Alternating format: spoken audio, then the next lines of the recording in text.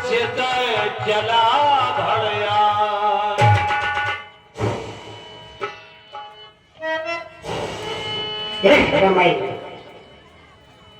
लक्ष्मण सीता का जवाब होते होते लक्ष्मण भी चला गया।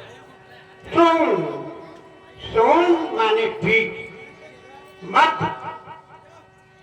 मत है ये पंचवटी, यहाँ कोई नहीं है। तुम बीच 10 कंदर देखा, तभी तो मैं देख करके आया हूँ कि यहाँ कोई नहीं है, सुन है।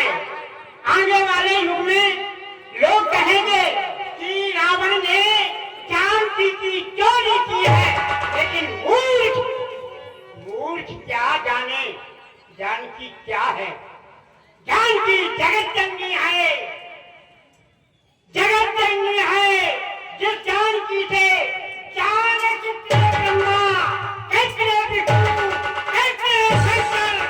पैदा हो गए हैं वो जानकी साधारण है, और राम राम कोई साधारण पुरुष नहीं है।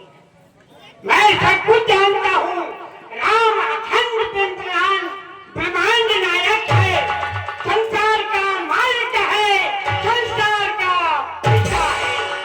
मैं जान बूझ करके भी, जानता हुआ भी, मैं जान बूझ करके भी मैं पैर बढ़ाने आया हूँ। इस तामस तन उद्धार है माँ, तुम्हें चुराने आया हूँ। अगर तुम जग की माँ है तो मैं जग से अलग नहीं हूँ। अगर जग की माँ है तो मेरी भी माँ हो। सबसे पहले मेरा प्रणाम स्वीकृत हो। अब मेरा नाटक शुरू होगा।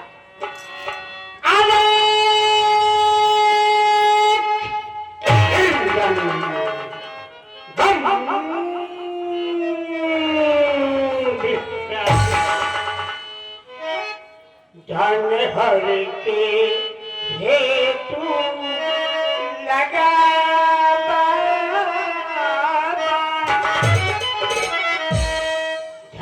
हर के हेतु लगा यही सदावा।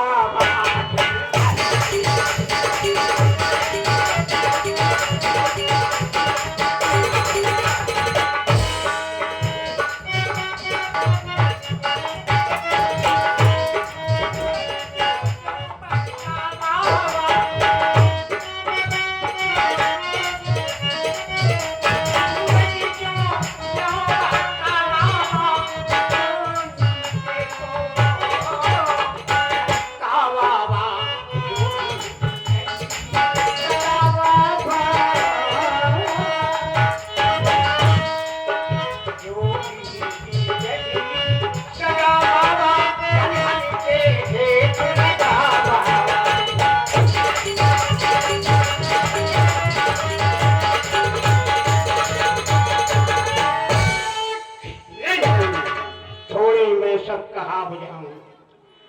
हे मैया, कोई कुटिया में है?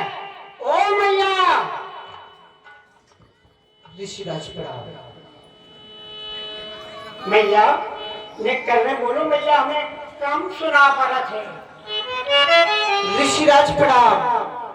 सौभाग्यवती रहो, यावतन रहो, अखंड कल्याण हो तुम्हारा। बोलो मैया, मैं भीख लेने आया हूँ। अगर तुम्हारी कुटिया में कुछ फल फूल रखे हो तो दे दो मैया, मैं 3 दिन का भूखा हूँ।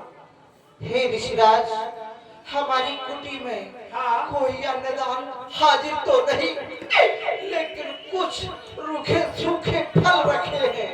अच्छा, रूखे सूखे कैसे भी हो, अरे मुझे तो पेट भरना है। लाओ मैया। मथाने काल के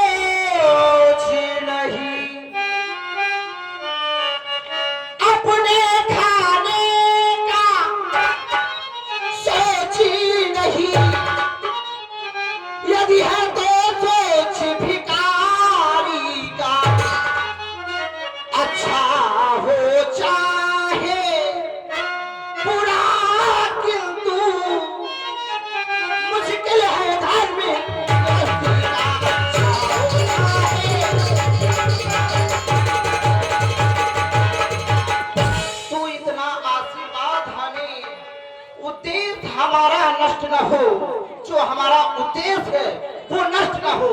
आए शिकार से कुशल सहित, स्वामी को कोई कष्ट न हो। मेरे स्वामी शिकार करने के लिए गए हैं, वो कुशल से आ जाए, कोई कष्ट न हो, ऐसा आशीर्वाद प्रदान कीजिए मुझे। धन है भैया, मैंने पहले ही आशीर्वाद दे दिया कि तुम्हारे पति को कोई कष्ट नहीं होगा, कुशल पूर्वक तुम्हारे आश्रम पर आएगा। लाओ भैया।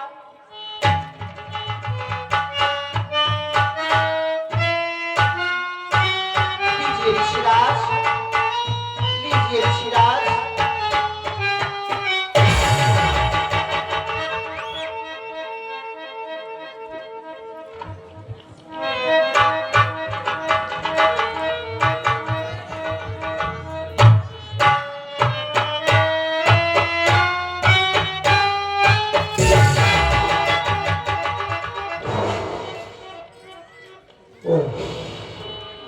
ये देखा, जब मैं कुटिया के अंदर जाने की चेष्टा करता हूँ तो अग्नि प्रकट हो जाती है। या तो इस सती का सत्य है या उस छोटे तपसी का बल है। अगर मैं इस रेखा का उल्लंघन कर इस परम कुटी में जाऊंगा तो कारण तो बाद में होगा, पहले मेरा मरण होगा।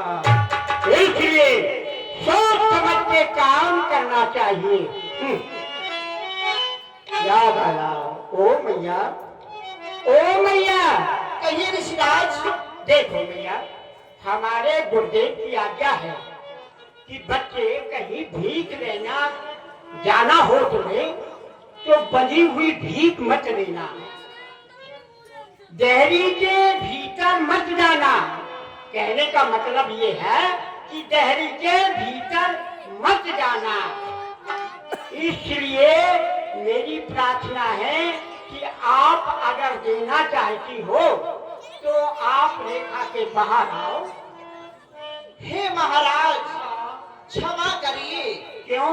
यह रेखा छूट नहीं सकती। यह आन है देवर लक्ष्मण की, ये मेरे देवर की आन है, यह मुझसे छूट नहीं सकती।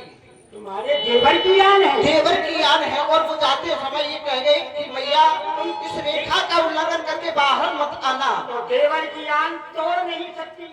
क्षमा कीजिए, आप ही को कष्ट करके आना हो।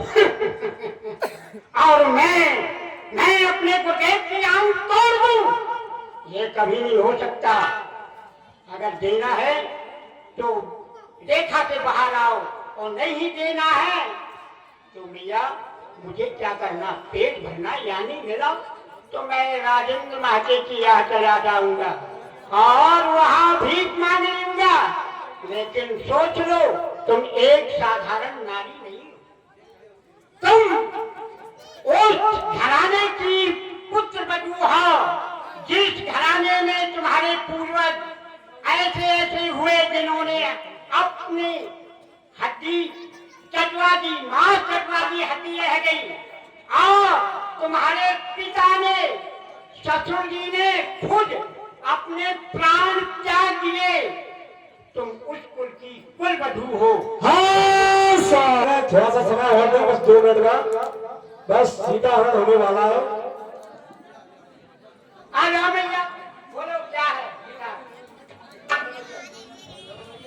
हे महाराज, हाँ, देवर की आन रहे न रहे, रखूंगी धर्म गृहस्थी का।